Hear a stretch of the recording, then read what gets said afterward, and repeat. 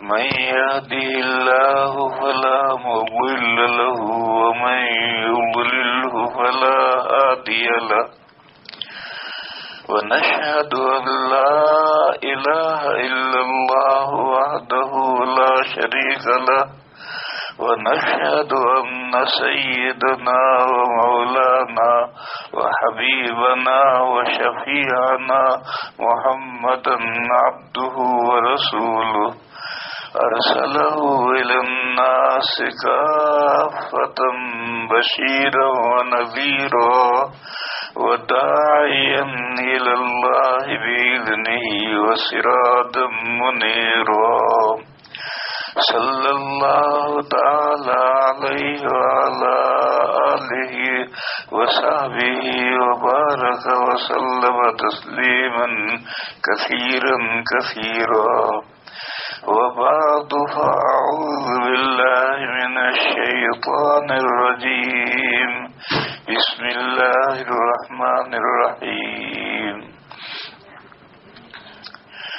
ألف لام ميم ذلك الكتاب لا ريب فيه هدى للمتقين الذين يؤمنون بالغيب ويقيمون الصلاة ومما رزقناهم ينفقون والذين يؤمنون بما أنزل إليك وما أنزل من قبلك وبالآخرة هم يوقنون أولئك على هدى من ربهم وأولئك هم المفلحون صدق الله مولانا العظيم. ہمارے قاری صاحب نے سورۃ الزلزال پڑھی ہے، اذا زلزلت الارض زلزالها. اس صورت میں آخرت کا بیان ہے، اور اب رسالت کے بیان کے بعد آخرت کا بیان ہی آنے والا ہے. لیکن آخرت کا بیان شروع کرنے سے پہلے رسالت کے بیان سے جس آیت کا تعلق ہے، والذین یؤمنون بما انزل الیک وما انزل من قبلک، بس یہاں تک رسالت کا بیان ہے. اس میں ایک اشارہ ہے. قرآن کریم میں سے 4 طریقے پر احکام سمجھے جاتے ہیں: عبارت النص سے، اشارت النص سے، دلالت النص سے، اور اقتضاء النص سے. استدلال کر کے جو بات ثابت ہو وہ قرآن کریم ہی کی بات ہوتی ہے. 4 طریقوں سے ثابت ہونے والی بات ایک ہی درجے کی ہوتی ہے. تو اس آیت میں جو عبارت النص ہے وہ تو رسالت کا مسئلہ ہے کہ متقی وہ مسلمان ہیں جو اس وحی پر بھی ایمان رکھتے ہیں، ایمان لاتے ہیں جو وحی آپ کی طرف اتاری گئی ہے، یعنی قرآن کریم اور احادیث شریفہ، اور اس وحی پر بھی ایمان رکھتے ہیں جو آپ سے پہلے اتاری گئی. یہاں آ کر بات خاموشی اختیار کی. بس اس میں اشارہ ہوا کہ نبی پاک صلی اللہ علیہ وسلم پر نبوت پوری ہو گئی، آگے کوئی نبی آنے والا نہیں ہے. اگر آگے کوئی نبی آنے والا ہوتا تو جیسے ماضی کے انبیاء پر اور ان کی وحیوں پر ایمان لانا ضروری ہے، آئندہ جو انبیاء آئیں گے ان پر اور ان کی وحیوں پر بھی ایمان لانا ضروری ہوتا، اور اس کا یہاں تذکرہ کیا جاتا. مگر ایسا کوئی تذکرہ نہیں کیا ہے. اس لیے علماء کرام نے اس آیت کو ختم نبوت کی صریح دلیل قرار دیا ہے. اس سے زیادہ صریح دلیل تو سورہ احزاب میں ہے. ما كان محمد أبا أحد من رجالكم ولكن رسول الله وخاتم النبيين. یہ تو اتنی واضح اور صریح دلیل ہے کہ اس سے زیادہ صراحت ممکن نہیں ہے. اور یہ اتنی صریح دلیل تو نہیں ہے مگر یہ بھی صریح ہے. اور یہ اشارۃ النص سے اس کی صراحت سمجھ میں آتی ہے. اس نص کا اشارہ ہے کہ اگر نبی پاک صلی اللہ علیہ وسلم کے بعد کسی طرح کی امتی، ذلی، تشریعی، غیر تشریعی کسی طرح کی بھی نبوت باقی ہوتی تو اس کا تذکرہ یہاں ضرور کیا جاتا، جبکہ ماضی کی تمام وحیوں کا اور تمام رسولوں کا تذکرہ کیا گیا اور حضور کی وحی کا اور حضور کی نبوت کا ذکر کیا گیا تو آئندہ کی نبوت کا بھی ذکر کیا جاتا، مگر ایسا نہیں ہے. بس یہ آیت ختم نبوت کی صریح دلیل ہے. میرے بھائیوں، قرآن کریم میں 30 آیتیں ایسی ہیں جو ختم نبوت پر صراحت دلالت کرتی ہیں. کوئی عبارت النص سے، کوئی اشارت النص سے، کوئی دلالت النص سے. اور احادیث شریفہ میں تو 300 حدیثیں ہیں جو ختم نبوت پر دلالت کرتی ہیں. دارالعلوم دیوبند کے سابق شیخ الحدیث حضرت مولانا سید انور شاہ صاحب کشمیری قدس سرہ بڑے لوگوں میں سے گزرے ہیں. ان کی کتاب ہے التصریح بما تواتر فی نزول المسیح. اس میں سب حدیثیں انہوں نے جمع کی ہیں حضرت مسیح علیہ السلام کے نزول کی. ان حدیثوں میں ختم نبوت کی بھی ساری حدیثیں جمع کی ہیں.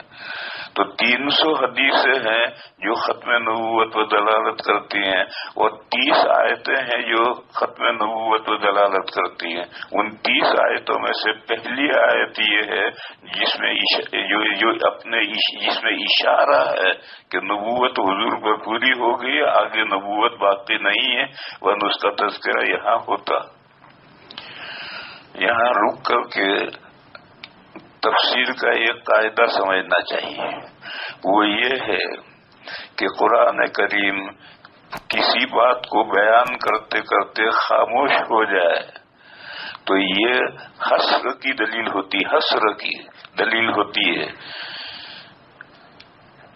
اس کی مثال دوں میں.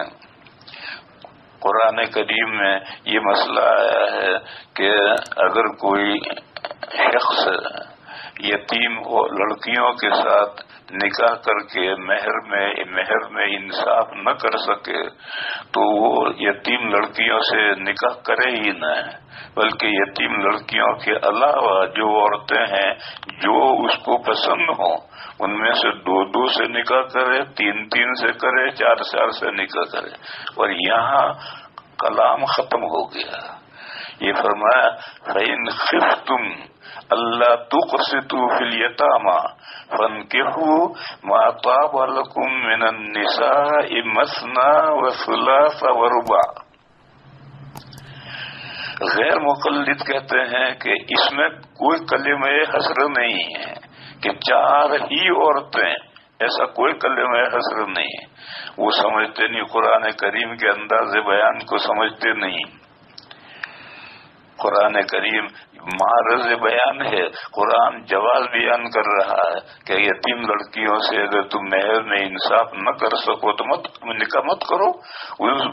یتیم لڑکیوں کے علاوہ جو تمہیں عورتیں پسند ہو ان میں سے نکاح کرو، چاہے 2 سے کرو، چاہے 3 سے، چاہے 4 سے.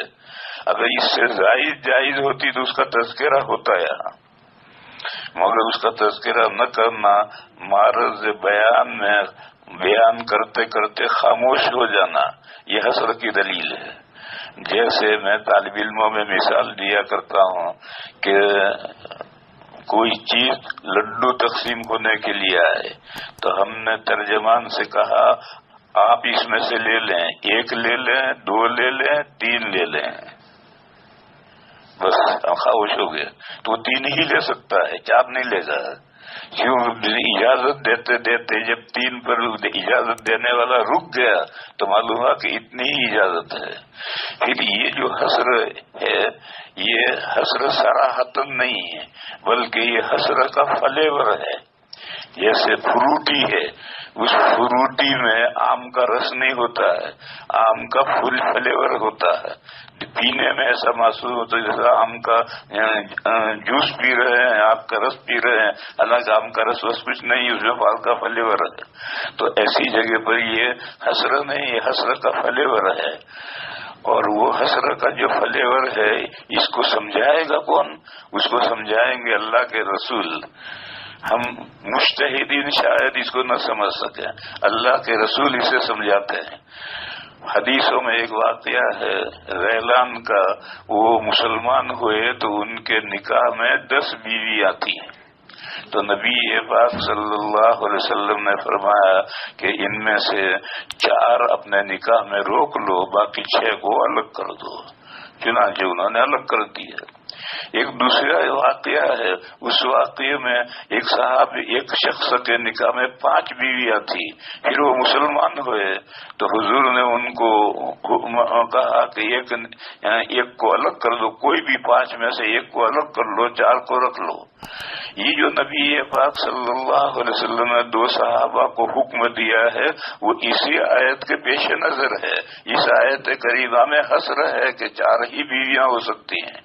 چنانچہ امت کا اجماع ہے کہ ایک شخص مسلمان کے نکاح میں بیک وقت 4 ہی بیویاں ہو سکتی ہیں، 4 بیوی 5ویں بیوی نہیں ہو سکتی. اگر 5ویں سے نکاح کرے گا تو 5ویں کا نکاح باطل ہوگا، منعقد ہی نہیں ہوگا. 4 ہی نکاح. بہرحال میں کہہ رہا تھا کہ ایسا جو حسر ہوتا ہے اس حسر کو واضح کرتے ہیں اللہ کے نبی صلی اللہ علیہ وسلم. اور حدیثوں کی ضرورت اسی لیے ہے. اگر حدیثوں کو نہیں لیا جائے گا تو یہ جو آیت میں حسر کا فلیور ہے اس فلیور کو کون سمجھائے گا؟ یہاں ایک سوال ہے، وہ یہ ہے کہ عربی میں معدول عدد یہی ہے، مثنا، ثلاثہ اور ربع. بس یہاں تک معدول ہیں، 2 2 3 3 4 4.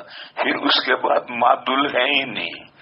اور اگر کسی ایک قول یہ ہے کہ نہیں آگے بھی معدول ہے تو وہ ضعیف قول ہے. جو مستعمل ہیں وہ یہی عادات ہیں. اور قرآن کریم اس کا جیسے وہ احسن صورت کو لیتا ہے تو الفاظ میں سے بھی جو احسن الفاظ ہوتے ہیں وہی لیتا ہے، غیر احسن الفاظ کو نہیں لیتا. اور اگر آگے اجازت دینی ہے تو پھر کوئی دوسری تعبیر لاتا ہے. جیسے سورہ فاطر میں ہے جاعل الملائکۃ رسلا اولی اجنحۃ مثنی وثلاث ورباع یزید فی الخلق ما یشاء. اللہ تعالیٰ نے فرشتوں کو پیدا کیا ہے. کسی فرشتے کے 2 ہاتھ ہیں، 2 ہاتھ ہیں. کسی فرشتے کے 3 ہاتھ ہیں، کسی فرشتے کے 4 ہاتھ ہیں. بس ربع تک تو وہ معدول لائے. آگے معدول جو ہے ضعیف قول کے مطابق معدول ہے لیکن صحیح قول کے مطابق آگے معدول نہیں ہے. تو آگے یہ لایا کہ یزید فی الخلق ما یشاء. اللہ تعالیٰ بناوٹ میں جو چاہیں اضافہ کرتے ہیں. چنانچہ بہت بعض فرشتوں کے 500 ہاتھ ہیں. تو اس طریقے پر اگر 4 سے زائد ہے تو پھر ایسی کوئی تعبیر آتی ہے. یہاں بھی اگر 4 سے زائد بھی یا جائز ہوتی تو یہاں بھی ایسی کوئی تعبیر آتی مگر کوئی ایسی تعبیر نہیں آئی.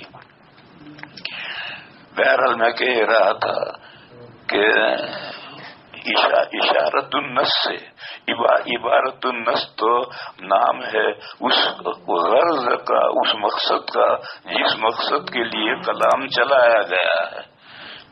جیسے کہ یہ آیات چل رہی ہیں توحید، رسالت اور آخرت کے مسائل بیان کرنے کے لیے. اور اشارت النص کیا ہے؟ اشارت النص یہ ہے کہ ایک لفظ ہے، اس لفظ کا جتنا دائرہ ہو اس دائرے تک استدلال کرنا، یہ اشارت النص ہے. جیسے میں پہلے گزرا تھا الذین یؤمنون بالغیب، متقی وہ لوگ ہیں جو غیب پر ایمان لاتے ہیں، بن دیکھی چیز پر ایمان لاتے ہیں، یعنی اللہ جل شانہ نوالہ پر ایمان لاتے ہیں جو غیب الغیب ہیں. لیکن لفظ غیب عام استعمال کیا ہے، اللہ ہی کے لیے خاص لفظ نہیں استعمال کیا. اللہ کے لیے غیب الغیب تو ہے لیکن صرف غیب اللہ کے لیے خاص نہیں ہے. لہذا غیب میں تمام وہ چیزیں آتی ہیں.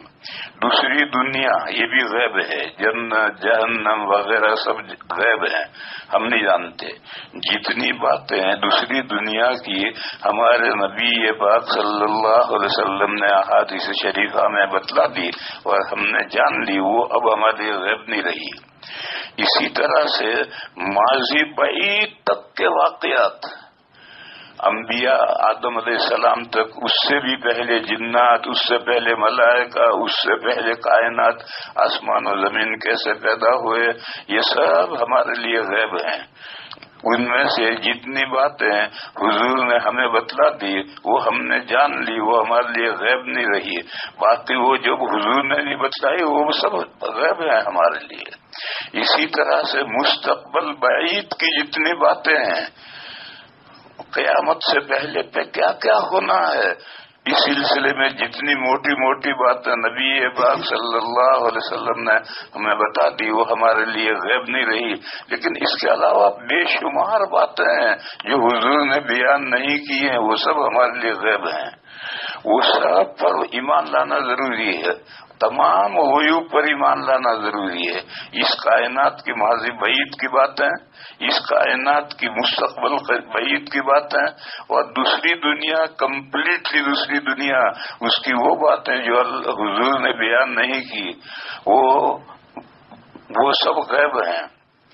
تو یہ مسئلہ، یہ لفظ غیب عام استعمال کیا، اس سے یہ سب مسائل ثابت ہوئے. ورنہ ماسیق علیہ کلام تو ہے کہ متقی مسلمان وہ ہیں جو اللہ کا یقین کرتے ہیں. یہاں رک کر ایک بات سمجھو، پھر جو نماز کا ذکر ہے اور زکوٰۃ کا ذکر ہے، یہ اشارت النص نہیں ہے، یہ تو قرآن کریم کا اسلوب ہے کہ وہ صرف ایمان پر جنت کی خوشخبری، کامیابی کی خوشخبری نہیں دیتا، ایمان کے ساتھ عمل صالح بھی چاہیے. اس جو وہ اللہ جو عادت شریفہ ہے، اللہ کا جو بیان کا طریقہ ہے، اس طریقے سے نماز روزے کا تو ذکر آیا ہے. پھر اس کے بعد میں رسالت کا مسئلہ شروع ہوا، اور اس رسالت کا مسئلے میں اشارت النص سے یہ سمجھ میں آیا کہ آخری نبی پاک صلی اللہ علیہ وسلم. میں نے کہا تھا کہ اگر حضور کے بعد نبوت باقی ہوتی تو اس کا تذکرہ یہاں ہونا چاہیے تھا.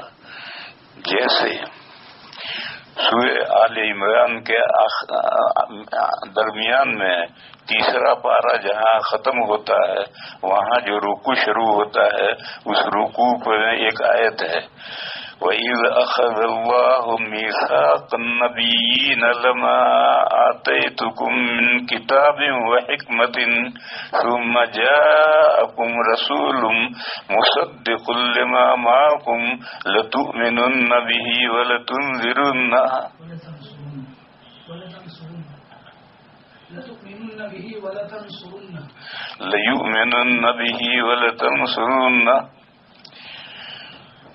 عہد الست میں جب تمام انسانوں سے اللہ تعالیٰ نے اپنی ربوبیت کا اقرار لیا ہے، اس وقت اللہ تعالیٰ نے یہ بھی تمام انبیاء سے اقرار لیا تھا کہ میں تمہیں کتاب دوں، تمہیں رسالت دوں، نبوت سے سرفراز کروں. اس کے بعد آخری رسول حضرت محمد مصطفیٰ صلی اللہ علیہ وسلم آئے، اور وہ اس حال میں آئے کہ وہ تمہاری نبوت کی اور تمہاری کتابوں کی تصدیق کرتے ہوں، تو تم ان پر ایمان لا کر ان کی مدد کرو گے. یہ تمام انبیاء سے عہد الست میں جب تمام انسانوں سے ربوبیت کا عہد لیا گیا تھا اس وقت یہ عہد بھی لیا گیا. وَإِذْ أَخَذَ اللَّهُ مِيثَاقَ النَّبِيِّينَ تمام انبیاء سے اللہ نے عہد و پیمان وچن لیا. وَإِذْ أَخَذَ اللَّهُ مِيثَاقَ النَّبِيِّينَ لَمَا آتَيْتُكُم مِّن كِتَابٍ وَحِكْمَةٍ ثُمَّ جَاءَكُمْ رَسُولٌ. یا رسول کی تنوین تعظیم کے لیے ہے، یعنی سب سے بڑے رسول آئے ہیں، جو آخری رسول ہوں گے وہ آئے ہیں. مصدقا لما معکم، وہ تمہارے پاس جو کتابیں ہیں ان کتابوں کی تصدیق کرتے ہوئے آئے ہیں. لتؤمنن بہ ولتنصرن، کیا تم ضرور ان پر ایمان لاؤ گے اور ان کی مدد کرو گے؟ تو تمام انبیاء نے کہا، اقرار کیا کہ ہم ان پر ایمان لائیں گے. اور یہاں رکو، کچھ لوگ یہ کہتے ہیں کہ گزشتہ تمام انبیاء نے یہ تمنا کی ہے امت محمدیہ میں ہونے کی. یہ تبلیغ والے یہ بات چلاتے ہیں کہ پچھلے تمام انبیاء نے یہ تمنا کی ہے امت محمدیہ میں شامل ہونے کی. اس کی کوئی دلیل نہیں ہے، یہ بے دلیل بات ہے جو چلائی ہے. دلیل آیت کریمہ یہ ہے کہ وہ اگر ہوں گے تو وہ تصدیق کریں گے اور مدد کریں گے. اس اعتبار سے وہ اس امت کا فرد بن گئے.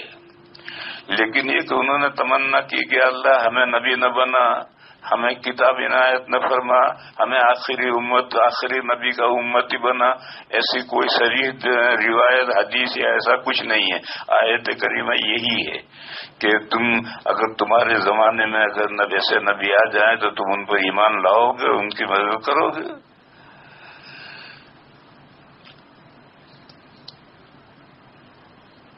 تو جب گزشتہ تمام انبیاء سے یہ عہد و پیمان ہے کہ آخری نبی تک سب پر ایمان لانا ہے. جب آخری نبی پر ایمان لانا ہے تو درمیانی نبی جو ہیں ان کو بھی ان پر بھی ایمان لانا ہے.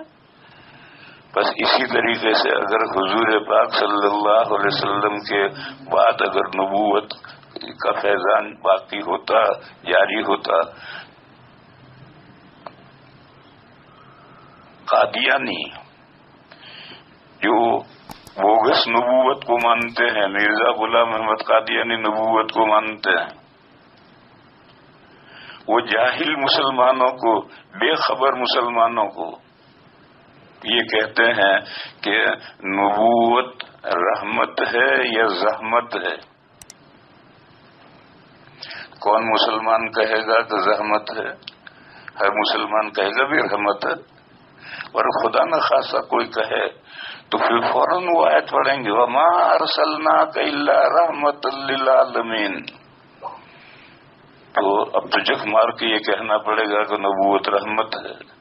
پھر وہ کہیں گے اچھا بتاؤ اللہ کی رحمت کو جاری رہنا چاہیے یا اس پر بین لگنا چاہیے؟ اب پھنس گیا آدمی. اگر وہ کہے جاری رہنا چاہے تو کہیں گے ہمارے مرزا کو نبی مانو، اور اگر کہے بین لگنا چاہے تو کیسے کہے؟ تو یہاں آ کر کے وہ پھنسا دیتے ہیں. میرے بھائیوں ان سے پوچھو کہ بارش رحمت ہے یا زحمت ہے؟ زحمت تو کوئی نہیں کہتا. وَمِن رحمتہ ہی قرآن میں ہے کہ اللہ نے اپنی مہربانی سے بارش نازل فرمائی ہے. بس یہ بتاؤ کہ بارش کب رحمت ہے؟ جب بوقت ضرورت ہو اور بقدر ضرورت ہو تو رحمت ہے. اور بوقت ضرورت نہیں ہوئی، بے وقت نا وقت ہوئی، سارے آم گر گئے تو وہ رحمت کہاں ہوئی؟ تو رحمت ہو گئی. یا بوقت ضرورت ہوئی مگر برستی رہی ساری فصلیں خراب ہو گئی. بقدر ضرورت ہو کر رک جائے تو رحمت ہے، اور بقدر ضرورت سے زیادہ اگر برستی ہی رہے تو پھر وہ زحمت بن جائے گی. تو بارش اللہ کی رحمت ہے، بے شک اللہ کی رحمت ہے. لیکن کب رحمت ہے؟ جبکہ بوقت ضرورت ہو اور بقدر ضرورت ہو تو وہ رحمت ہے، ورنہ رحمت نہیں زحمت ہے۔ اسی طریقے سے میرے بھائیوں سمجھنا چاہیے کہ نبوت بے شک رحمت ہے، لیکن کب؟ جب بوقت ضرورت ہو، اور اگر بوقت ضرورت نہ ہو تو پھر وہ زحمت ہے، وہ جھوٹی نبوت ہے، اور جھوٹی نبوت رحمت نہیں ہے، لعنت ہے۔ بوقت ضرورت جب قرآن کریم نازل ہو گیا اور قرآن کریم کا حفظ کا سلسلہ شروع ہوا اور آج تک اس کے زبر زیر میں فرق نہیں آیا، تو جب 1300 سال تک مسلمان انسانیت کے لیے، اللہ کی ہدایت کے لیے یہ قرآن کریم کافی چل رہا تھا، تو اب نئے مرزا کی نبوت کی کیا ضرورت ہے؟ یہ تو بے ضرورت نبوت ہو رہی ہے۔ اس کی مثال ایسی سمجھو کہ ایک دیوار ہے، اس پہ شاندار پلاسٹر ہے، اس پلاسٹر کے اوپر تھوڑا سا گارا اور مار دیا تو وہ اس سے پلاسٹر خراب کرے گا، کیا کرے گا؟ اس میں کوئی اچھا تھوڑی کرے گا اسے۔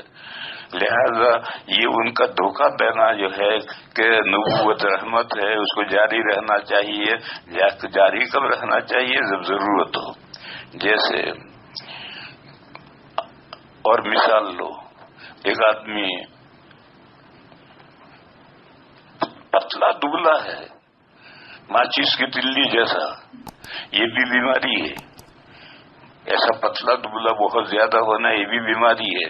تو پھر وہ حکیموں کے پاس جاتا ہے کہ حکیم صاحب مجھے کوئی نسخہ دیجیے ذرا، میں موٹا ہوں۔ تو معلوم ہے موٹا ہونا بھی رحمت ہے اور اس کے لیے دوائیں کرتے ہیں، لیکن موٹا ہوتے ہوتے فیٹ مین ہو گیا، چلا بھی نہیں جاتا اب۔ تو اب وہ جا کر دوا لے گا کہ مجھے حکیم صاحب دوا دیجیے میں پتلا بنوں۔ تو موٹاپا کوئی اس شخص کے لیے جس میں خزال ہے، دبلا پن ہے، ماچس کی تلی جیسا ہے، اس کے لیے موٹا ہونا رحمت ہے، لیکن بھینسا ہو جانا اس کے لیے رحمت نہیں ہے، اس کے لیے عذاب ہے۔ تو میرے بھائیو اسی طریقے پر سمجھو کہ جب یہ قرآن اور یہ احادیث شریفہ امت کی رہنمائی کے لیے 1300 سال تک کافی تھی، کوئی کمی نہیں تھی، پھر اچانک مرزا قادیانی کو کیا ضرورت پیش آئی نبوت کی کہ وہ جھوٹا نبوت کا دعویٰ کرے؟ اب وہ نبوت کے اندر کیا گل کھلائے گا؟ نبوت تو 1300 سال سے اس کی ہدایت اور روشنی پوری طرح سے آ رہی ہے، اب تو اس کی جھوٹی نبوت جو ہے وہ تو پلاسٹر کے دیوار پر اس نے گارا ڈالا اور مسالہ ڈال کر کے اور اس کو بدنما کر دیا۔ اس لیے ان قادیانوں کا یہ بات جو ہے وہ ساری کی ساری غلط ہے۔ یہ آیت کریمہ پہلی دلیل ہے کہ نبوت نبی پاک صلی اللہ علیہ وسلم پر پوری ہو گئی، اور یہ اشارت النص سے ثابت ہے۔